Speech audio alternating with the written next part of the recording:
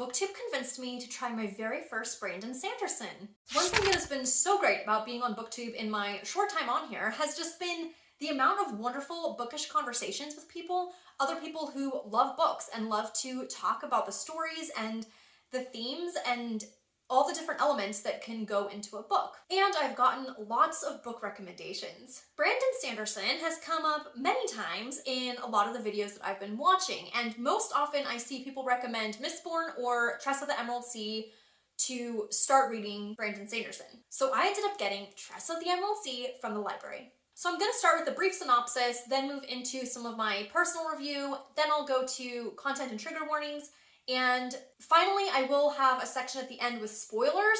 I'll timestamp everything so that people can jump around or skip sections that they don't want to see, or jump to sections you do want to see. Future editing Bonnie here. As I was going through to edit this, I seemed to recall a video that I posted a mere week ago.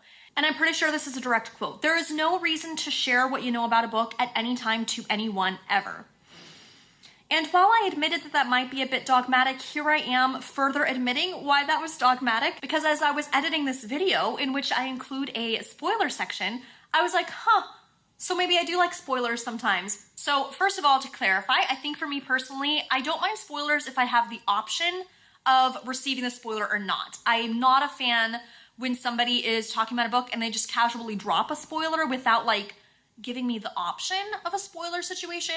So I think that's my main thing. Second of all, as viewers, do you want a spoiler section or not? Because I can remove those from my reviews if spoilers are not something that most people would like. I don't want to ruin reading experiences for my viewers. Even with that timestamp, maybe it's still just annoying to people to have spoilers, so let me know.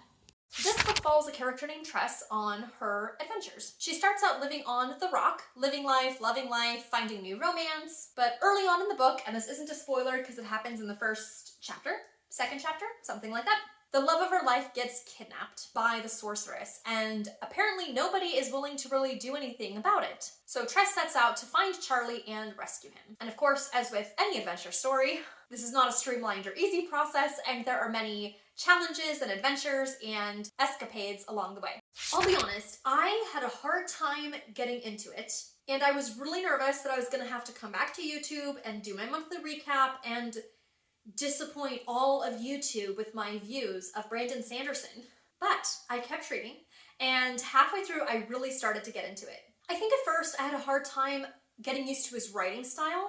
It was a very whimsical kind of vibe, and I didn't necessarily connect with the writing style or with Tress herself. However, as I kept reading and really getting into the story itself, I realized the brilliance of his writing and the way that all of the different elements and the way that he describes things, the way that he interjects his comments from the narrator's point of view, all of these different pieces with the tenor and the tone of the story, it all just started to make sense, and I ended up really liking it. I absolutely loved all of Tress's personal development along the way. There were so many great themes about loyalty, facing your fears, choosing the right thing, speaking up for yourself, and I really liked how the story would just be going along, and all of a sudden, Brandon Sanderson just drops in like a comment with a random deep thought, whether it's about fearing things or people that we don't understand, or the power of memories, kindness to others, sometimes pretty deep and moral questions, and then he just goes on and continues telling the story. Usually I don't love it when authors do that, when they explicitly spell out an axiom or a point or the moral,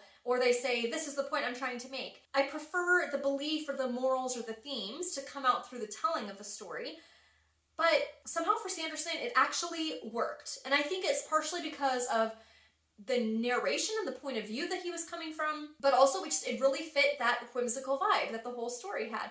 And of course, he does have a lot of these themes tied up within the story itself as well, but he also just had these little pockets where he would just interject something. I liked the subtle ways that he addressed big topics like sexism and power dynamics and care for other people. I feel like there's just a lot of really good themes in this book. I even found myself getting really interested in the details of the Spore Ocean and some of the scientific things he was getting into about how his oceans and his worlds work. So even though it took me a little while to get into the story, I ended up giving it 4 bookmarks. I enjoyed it, and I definitely want to read more from him in the future. I'm curious, from those of you who've read more Brandon Sanderson, is this like whimsical vibe characteristic of his writing, or is it kind of different for this book or this series?